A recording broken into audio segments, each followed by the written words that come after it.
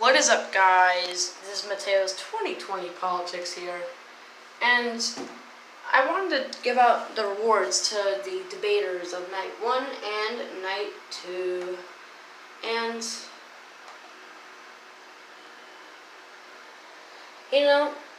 with Night 2, it was harder to kind of reward them. I don't know why, it just was, but, if this video becomes too long, we'll just do Night 1, then I'll do Night 2 in a different video. So, winner is Bernie Sanders for Night 1. Second place for winner is Elizabeth Warren. I think it's self-explanatory. They fought off the out-of-touch corporate moderates or even centrists sometime. I'm sweating because it's extremely hot in this place. You could even hear the fan maybe. I don't like leaving bloopers out, so whatever. There we go. Alright. So, loser, and I'm happy to say this, John Delaney. Now, John Delaney, he tried so hard to disprove that Medicare for All is popular, and all these other policies that were unpopular too. But, I mean, I don't know, man. When you do that, right, and you're in a debate with Elizabeth Warren and Bernie Sanders, you can't be surprised when they defeat you, because he got destroyed by them. I mean, I think it's self-explanatory. I had to make a video on him. Who else?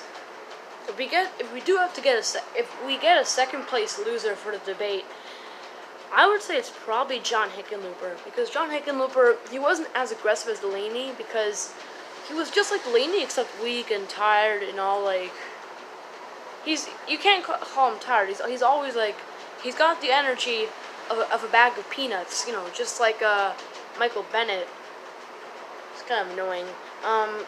But that time, at one point, he was like, well, Bernie, if you're gonna force all of these radical policies, like Medicare for All, 70% approval rating. Well, it doesn't matter. I'm still gonna say it anyway. And he said stuff like the Green New Deal. You're gonna force these radical things. Well, the Green New Deal has an 80% approval rating. So I don't know how you could say it's radical. If anything, it's not. If anything, how to say it? It's not extreme enough because a good 80% agree with it, but it still doesn't exist. I mean, I think what I said made no sense, but it doesn't matter. Now, the dark horse is Klobuchar, because she was much more specific on what she was saying, like about gun control. I specifically want to get to ban all of assault weapons, and Beto O'Rourke, because he didn't do terribly. In the first debate, he did terribly. Beto O'Rourke gets the second place award for dark horse, and the fallen horse, Pete Buttigieg.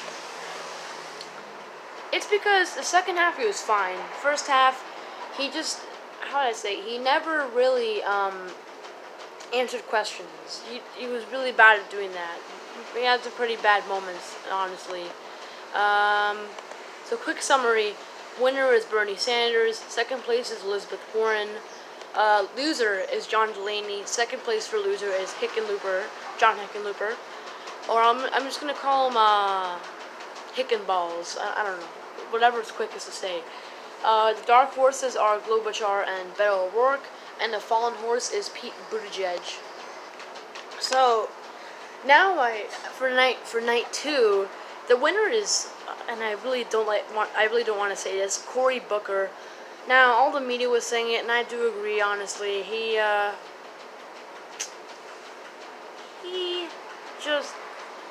was smooth the whole night. The whole Joe Biden, you're dipping into Kool-Aid and you don't know the flavor or something like that. That was funny, but I mean, overall, he was the winner, not because he said any memorable moment, any memorable points, more because he was smooth the whole night, unlike the rest.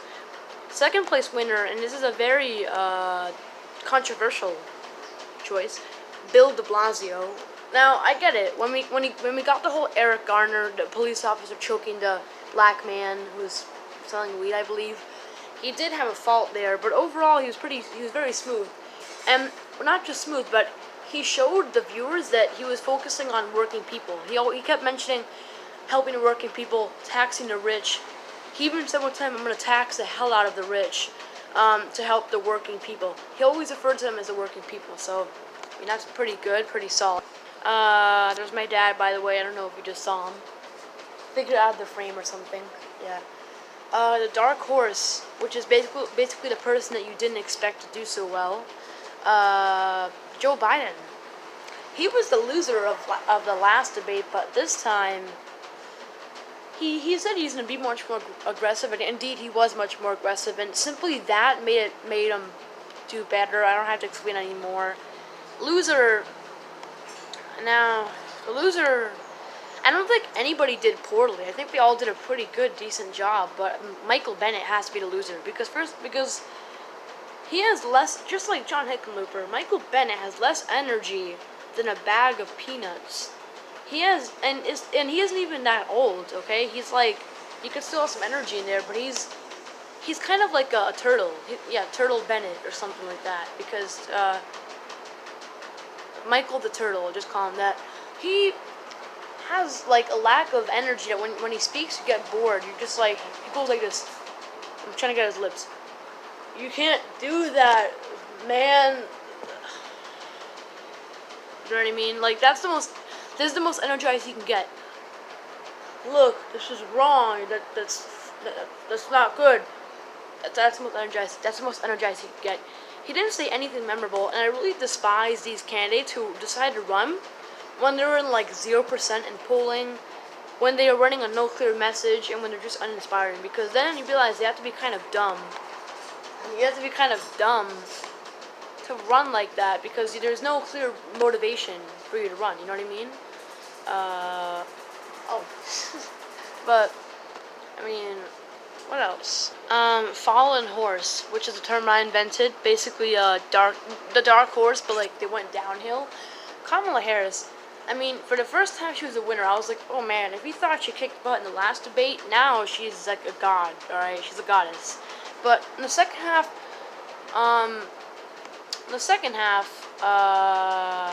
Tulsi Gabbard, she got her in the sense that she was accusing her of all of these bad things that she did as a prosecutor in California.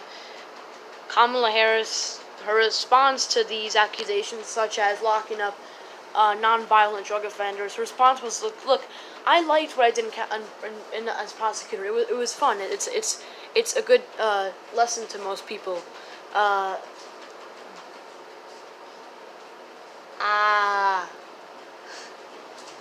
No, her response was really bad. It was as if she was saying, "I don't care what you say, Tulsi. I like it."